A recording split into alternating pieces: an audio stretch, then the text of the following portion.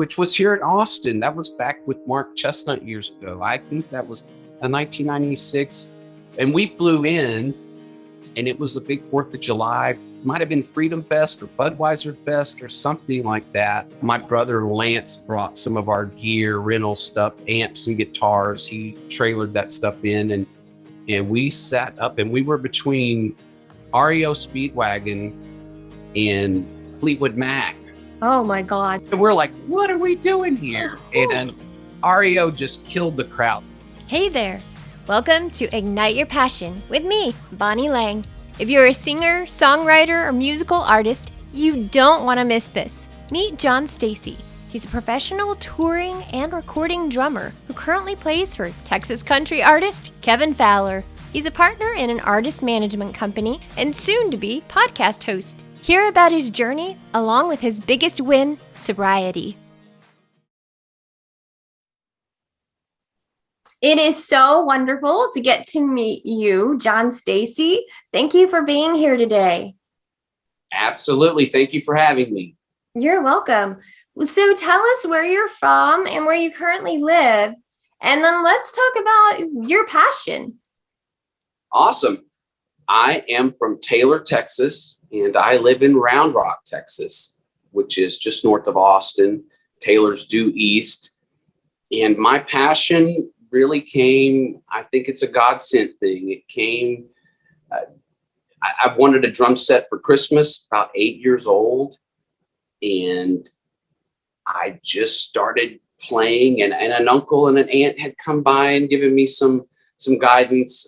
And so one was a schooled person and the other one was not schooled. So he's telling me, hey man, you got to put a pillow in your bass drum. And I didn't have a hi-hat stand. So I, for some reason, which I think it was God sent, I was wearing a little path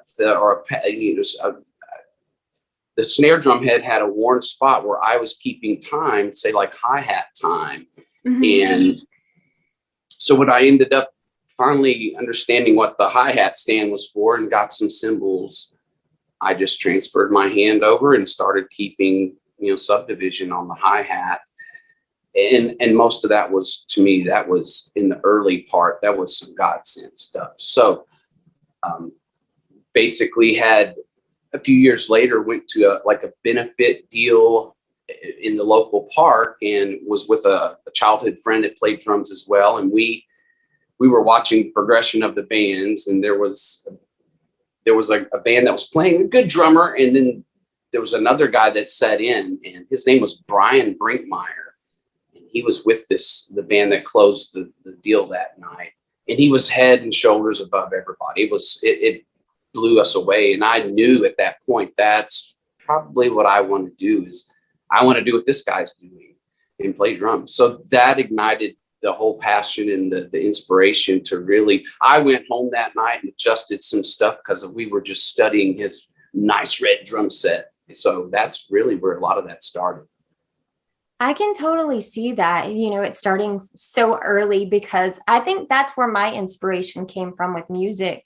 Is my dad used to take us to this dance hall on 281 in San Antonio, and I saw the Judds perform for the first time, and they just, oh my God, they were incredible. And I just thought, I want to do that one day. I didn't know at that point, I didn't play guitar. I didn't learn to play guitar until 15 years ago. So yeah, I love it. Not a lot of people continue to do what they love. Like you always dream, oh, I want to be a movie star or something, right? When you're young, when you're that age, but not a lot of people follow through, or their dream doesn't, pan out. So it's incredible. Sure. I can't wait, because I was fortunate. I got to hear you last night. We talked for a bit and just learned about all of the artists that you've performed with. I mean, it's just incredible. Now, I guess my first question for you first, before we jump into that, is, did you have a different career other than playing drums, or have you always played drums your entire life? I have not. First, I wasn't interested in any other career.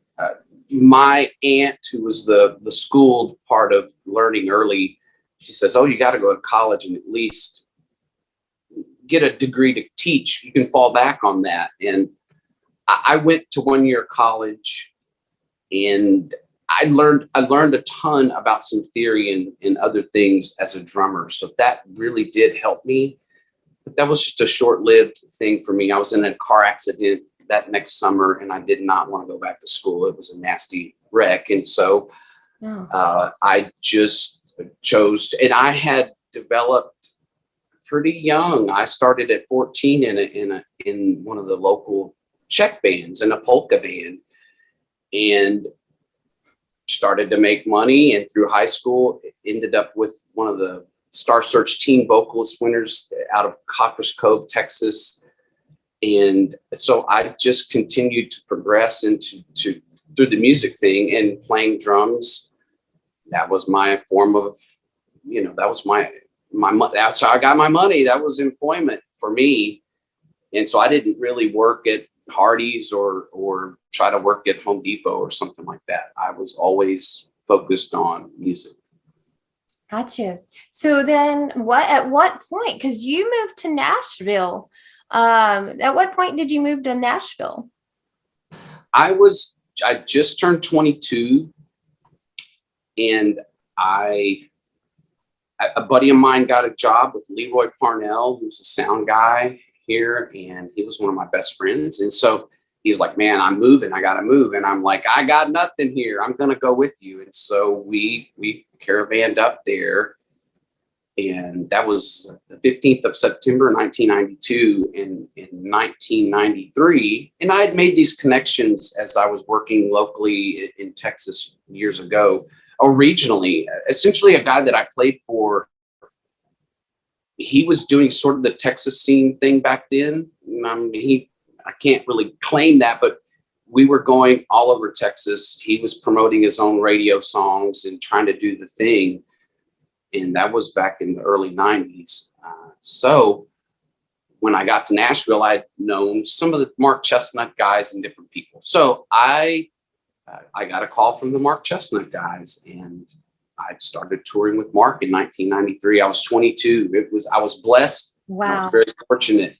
But I do tell certain people, like, I definitely played and sang well enough to have the gig. It's not like I didn't do my job, for sure. Well, that's incredible. Now, you also said that you hung out with Rascal Flatts.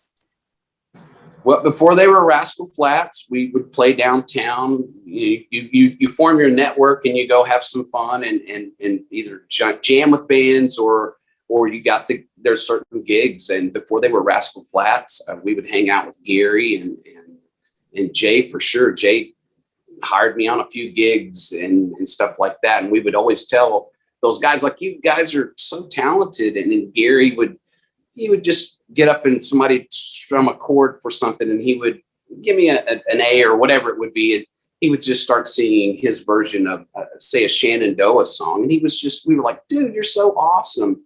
And those guys were cousins. So they ended up getting together and they found Joe Don. And I didn't really know Joe Don, but they formed their thing and they got signed out of the same club that I used to hang out at, and that was our network. Our, Toby Keith's guys, Daryl Singletary's guys would hang out. We had one night Travis Tritt came in and got up and jammed with the band. That was our network. Oh, how fun is that? Well, so you're now here back in Texas. So how did that transpire? I've been debating whether to come back home, and I was frustrated with some of the road stuff. And the truth is I'm in recovery. I drink too much out there. You have a bus and you got free booze, and people want to offer you this and that. And so I didn't drink before the shows, but after the shows, I was always in party mode. And I really felt like relationships and some, relationships with women, they were always failing. I was drinking too much, and that would be a problem. So I was frustrated with some of the business stuff in Nashville. So I decided to move back home, and I was going to get into realty or something. And I get back down here, my phone blows up. It's music people. Hey, you're back. Can you do a gig? There's this guy that wants you to play for him. And that's all I know. So I just continued on in music down here. Now it took a bit to find and land a solid touring gig, like the deal I'm in now. So that was a little frustrating, but I learned a ton of ear training, and I charted thousands of songs. I've worked with different songwriters and different artists, dance bands. So I kind of was back at school when I came back, really just tuning into how the scene operated down here as well. And so your current gig now is you're the drummer for Kevin Fowler. So what is that like? Do you tour, or is it more of just a weekend type thing? Well, we call it touring. We're really just a regional band at this point. I think Kevin toured a little more back in the day. We mainly do Friday, Saturday stuff, and it's regional. We may go to Kansas, and we may take a trip or fly to Montana. It just depends. But mainly we're a regional band. We're a Texas band. Texas is big. So we stay kind of in the region for the most part. We'll go up and do Vegas. I think we're scheduled to do the NFR in December, and we will go to Steamboat, and they have festivals that really showcase the Texas guys, and we'll go to Key West and whatnot. Oh, awesome. And Kevin just got back they do a festival in Cabo, him and Roger Kreger. So they came back just last week from a week-long deal down there that they do. They're flip-flopping the band, so I haven't been yet. And they just started taking half of Roger's band, half of Kevin's band. So next year, Kevin's like, you get to go next year. So it looks incredible. And I've wanted to go the last several years. It hasn't worked out. And then COVID and all this crazy stuff happened. But it looks amazing. You see all the pictures, and just, I think it's really cool that you can see a concert sitting in the swimming pool, Sure. It looks pretty down there. Yeah, I really, gorgeous. Yeah, I like to travel, and I'm definitely willing to go check all that out. That's a lot of partying, and that's probably one of my other things where I probably don't appear so excited sometimes is about certain things. I'm trying to be sober. I'm 15 years sober, so some of that stuff is not as desirable to me. But I'm excited. I would love to go check out Cabo, and everybody talks about fishing, and I love to fish. So that's one of my other little hobbies is fishing. So Kevin already told me, he's like, I got a guy. He'll take you fishing. So. Well, congratulations on being sober 15 years. That is really tough in the music industry. You're playing in bars that are selling that, and and then just constantly around people. And I don't know, sometimes there's a lot of social drinking. So yeah, sure. Kudos to you. That's incredible. Thank you. So what is it like sitting in the seat, when you're playing a show? Like, I guess, what's the largest show that you've played? And what does it feel like? What's going through your mind when, Kevin's doing a show or? Well, okay. I'll answer the question, the largest, which was here in Austin. That was back with Mark Chestnut years ago. I think that was maybe 1996. And we flew in, and it was a big 4th of July. Might have been Freedom Fest or Budweiser Fest or something like that. My brother Lance brought some of our gear, rental stuff, amps and guitars. He trailered that stuff in, and we sat up, and we were between REO Speedwagon and Fleetwood Mac. Oh my God. We're like, what are we doing here? And REO just killed the crowd. They kicked them in the teeth. They came out. I was an instant fan. I mean, I liked their tunes, but they just came out and rocked. And it was the heat of the day. People are falling out. They're spraying people with water to drink water. Of course, they're drinking booze, and so please stay hydrated. And they're spraying people with water in between. Anyhow, there was roughly, I think, 100,000 people. It was just a sea of people. I think that was Zilker Park, as far as you could see. Oh my God. And that was a huge, we were nerved out, and I look over at one point, and the REO guys are like rocking out Chestnut, and the crowd was chanting Mark before we went on. And so it was a super awesome day. That was a huge crowd. So answering the other question, where I'm sitting, I think it's the best seat in the house. I'm right behind the artist, and us drummers kind of tease, and we call it driving the bus. And we get to drive the show. And I did take some notes last night, and I put down basically there's an element of control, and it's not for me. It's like I'm sort of like the backseat driver for the artist. I'm watching his mood, his vibe, and I'm pushing and pulling the show along. If the bass player has an issue or the guitar player breaks a string, I say, hey, hold up, Kevin. And he's got to make an adjustment.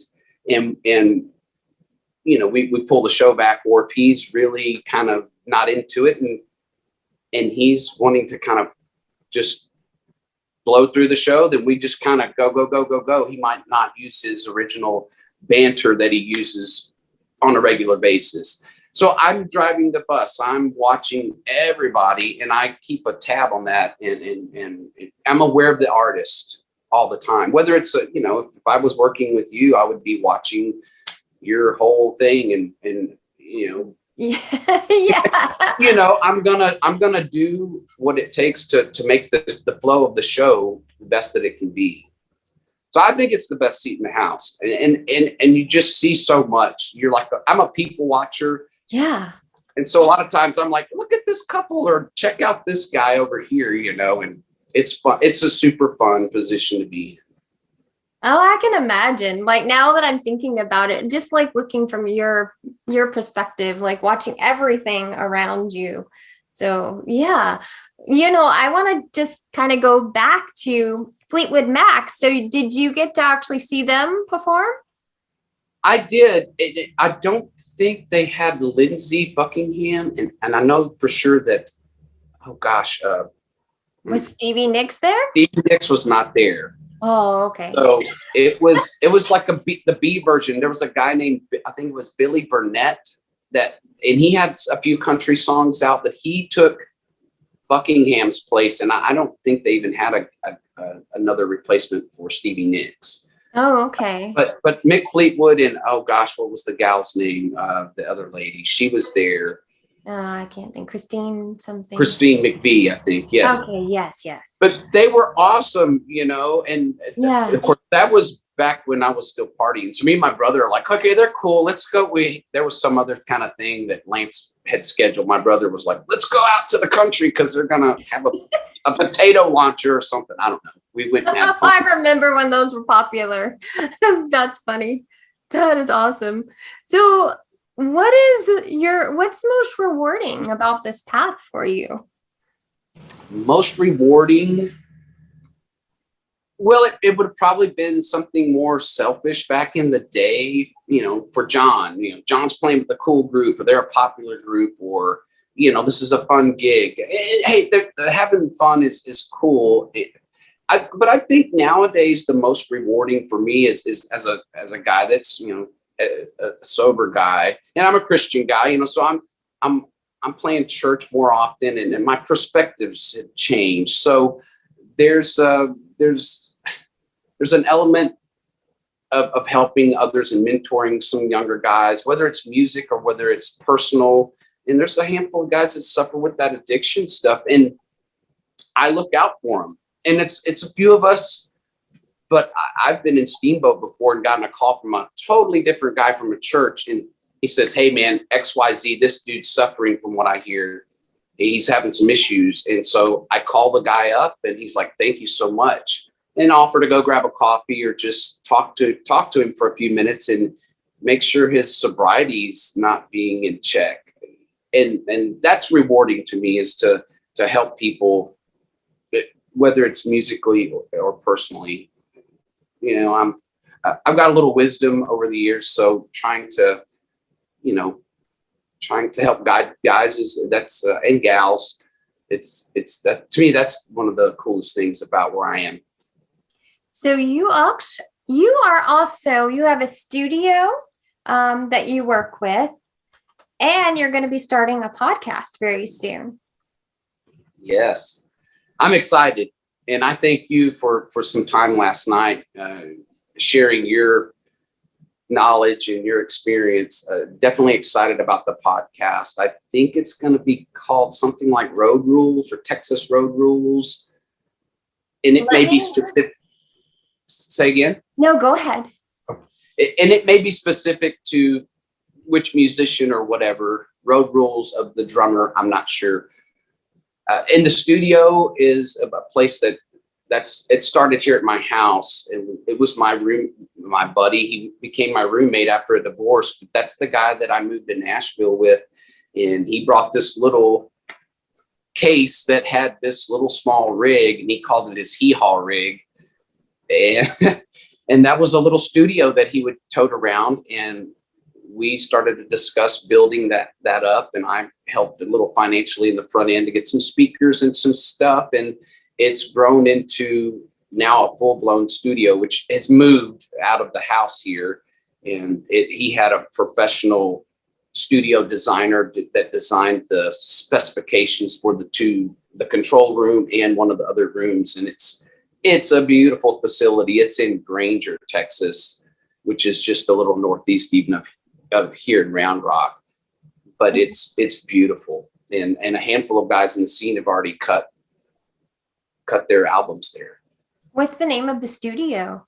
The studio is the Woodshed Recording Studio. And my friend's name is Lee Weaver, and he's an excellent engineer and a great friend.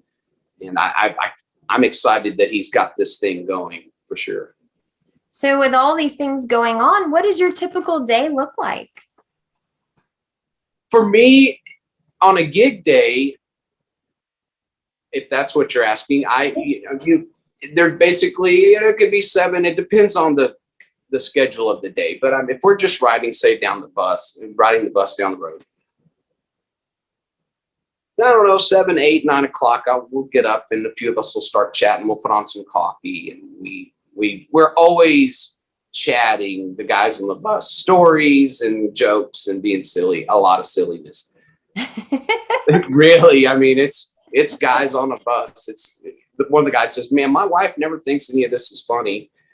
But but we'll basically have a little lunch at some point, and we load in at 2 o'clock. That's really kind of the time for us.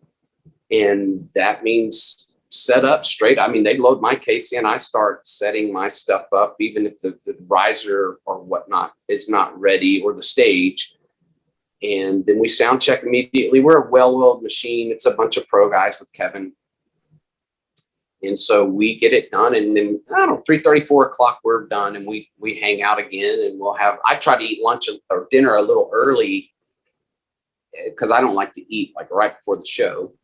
And I'll take maybe a nap, or we'll go maybe do something. If there's opportunity to fish or something, go have a little fun. But the show's usually around 9 or 10 o'clock. And after the show, it's in reverse. You tear everything down and try to relax, and, grab a shower if you want or whatever. And then we're usually rolling to the next gig at some point in the middle of the night. Rinse and repeat after that. Gotcha. Rinse and repeat. Oh, I like that. So what would you say is the most challenging for you? And we may already know the question, but what is the most challenging for you? The most challenging is it really is probably to do with some of the partying and drinking out there, which I tell everybody, have fun. I mean, even guys that I talk to about sobriety or whatever, if we're just talking about some guys just go, "How do you do it?" I had a lot of fun back in the day, and I did a lot of crazy stuff back in the day, but I had a lot of fun, but it can be very frustrating. And a lot of times it might not necessarily be the party on the bus might not be, say, our guys. It may be some local people they've invited on the bus, and people are drunk and frustrating to me because people become rude, and you've been around them. And that's probably the most challenging for me is trying to keep my sobriety in check. And not that I'm going to go drink, but boy, when it gets frustrating, or there's something that's, and I might be a little agitated from something totally different. And then there's something to do with drinking. And it's just like, oh, I didn't need that. Or this person being the way they're being. And I don't think it's such a party environment that people do not consider the person that's trying to do his job and be sober. It's tough. No, I can see that because I have been on a lot of occasions the one that's been sober among others that are not. And it is, it can get very frustrating. And you sometimes become a babysitter, and so. Right. It's a super challenge, and it's a challenge to deal with some of the guys in the crew, in the band and whatnot every now and again. They're having fun, and it's 4:30 in the morning, and I'm waking up to like they're rocking to Van Halen in the front lounge. I mean, it's just like, what are you doing? Everybody's sleeping. There's 3 guys up there, and they're screaming, and they're having fun. But it's like, hey, reality check. Everybody's trying to sleep back here, guys. So it's a challenge sometimes to deal with the party, for sure. So what was a win that you were most happy about? A win. I really thought about that question. I really did, kind of trying to make it not so much, getting to go tour at 22 with a major act. That was a great win. But really, I think the biggest win for me over the last, 10 years or so of my life is really the sobriety thing. And then really getting my spiritual program back together.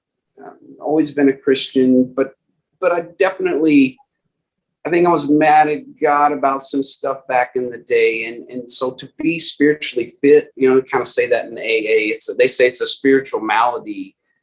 And it's,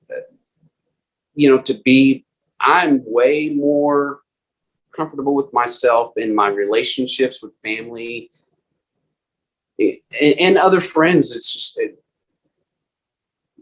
my acceptance, it's kind of the serenity prayer. Acceptance is key. And so it's just that I function differently. And that's been a huge win for me in my peace in my life. So I think that's probably in recent years, that's the biggest win for me is the peace and the comfort that I have.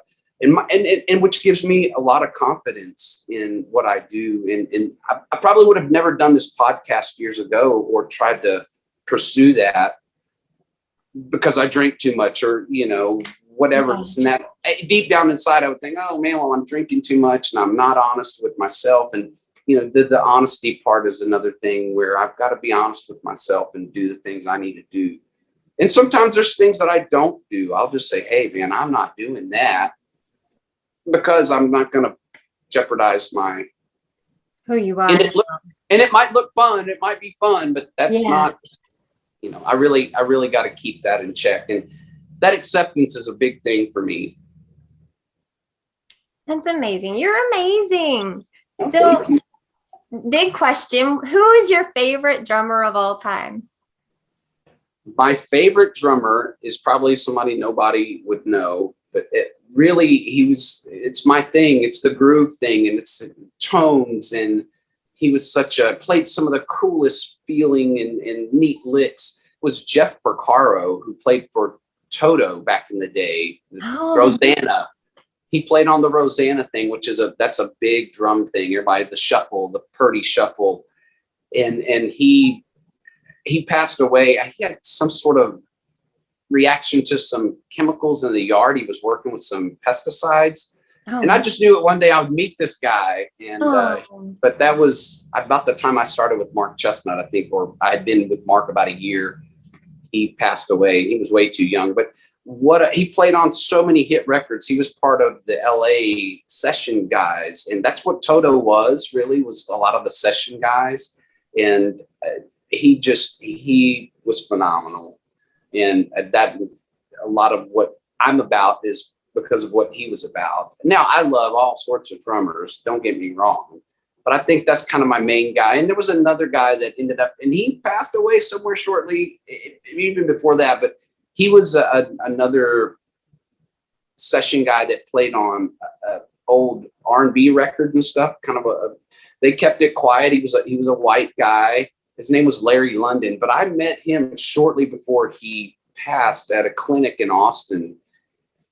And he was the coolest, nicest guy. And he played on so many country, pop. He played on some Journey when Journey had to split up back in the 80s. He finished the record out. Played on Randy Travis stuff. He was an overall great drummer, whether it was jazz, country, rock, pop, whatever.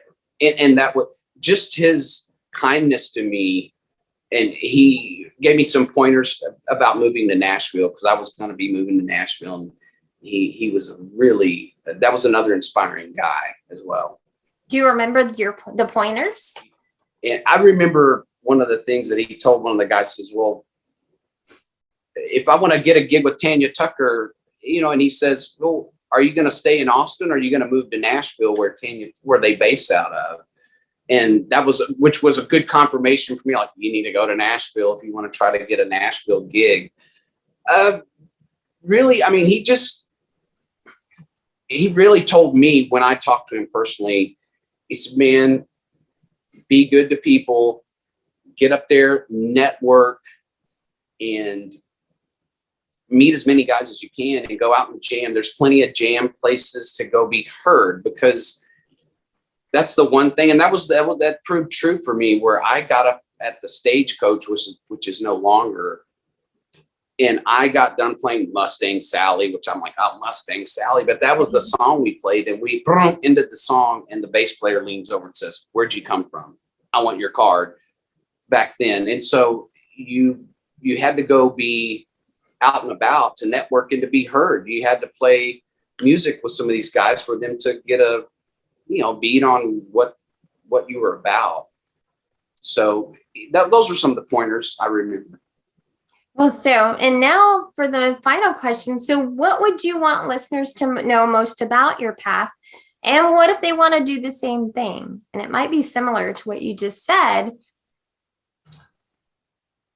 About my path, I made a lot of mistakes, had a lot of fun. I did a lot of cool stuff.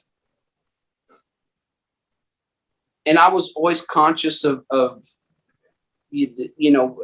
I say be consistent when I talk to guys. Man, watch what you're eating, look good, create your style, and as well and I would sort of try to be healthy as much as I partied, but I would watch what I ate, and I wanted to look a certain way. And so consistency nowadays, it's more like be healthy, eat clean, watch your alcohol consumption, and watch your drugging and stuff. A lot of guys like to have fun, and they really push that around, where I don't think that, and I did it after the gigs back then. That's not justifying how I handled myself in certain times, but I didn't party before the shows. And, if you're going to be out there to be a professional, you really got to do what it takes. Tune your drums well, be consistent in how you play with a click track. And a lot of guys want you to play with a click, tune your tone, find your sound and your style, and really play for the song, be there for the artist. A lot of guys don't understand. They want to play all this stuff. And it's like, hey, the artist doesn't, it's a waltz tune or something. You don't need to play all this stuff over that. And so, if the artist is going to cut you the check, do what it takes to make the artist happy and be consistent. I tell guys, be consistent. I think that's a key, which sort of relates to, anything else, football, racing, some sort of, the guys that are the most consistent are usually gonna, maybe not every play, maybe not every race, but your consistency is you'll have more respect from all the guys that you work with, and the artists are gonna definitely be, they'll notice your consistency. They really do. And just in general, across the board, no matter what your profession is, I think that it's the same. Sure. I agree. Is there anything else that you would like to share with us? Goodness, I'm just grateful. This is my first podcast, being the guest, and I'm really grateful that you had me on, and it's been an honor. And I can't wait to see you out there. Hopefully, we'll do a show together, and if not, maybe we'll have some lunch or something. You're not too awful far, and we do play down there. So if we're in the area and you're not gigging or you want to drop by for sound check, you definitely let me know. It's been a pleasure, though, Bonnie. Thank you so much. Definitely. Well, thank you for spending your time here. And can you tell us how we can find you and find the Woodshed Studios, or just Google it, or what's the best way to? I think it's woodshedgranger.com. I want to say I don't have that. I don't have that. Okay. I'll put it in the show notes. So if anybody's interested, they can just go into the show notes and find any links that they want to reach out.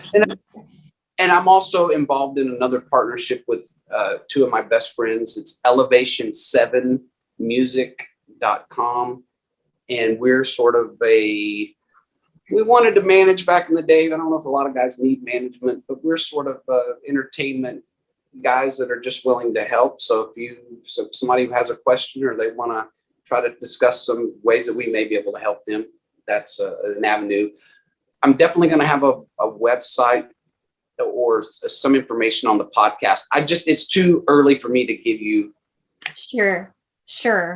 Yeah, I think it's going to be called Road Rules or Texas Road Rules or something, and then we'll be more specific. So okay. I'm excited about that for sure. You are going to love it. And I'm so excited for you. And you can reach out to me if you have any questions, and, it's a journey and you just got to jump in, Absolutely. So it was such a pleasure having you. Thank you. Thank you so much, Bonnie. You have a great day. You too.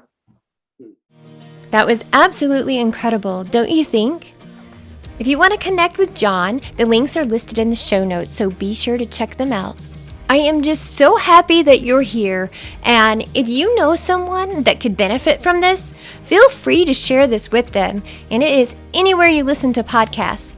These interviews to me are so inspiring, and they get my wheels turning. I hope it's doing the same for you. Do you have a dream, a passion that you want to chase? I'd love to hear about it. If you have any topics that you want to discuss or someone that you would like me to cover, please email me at bonnie@bonnielang.com. And don't forget to subscribe. I wish you always peace, love, happiness, and hugs. You take care.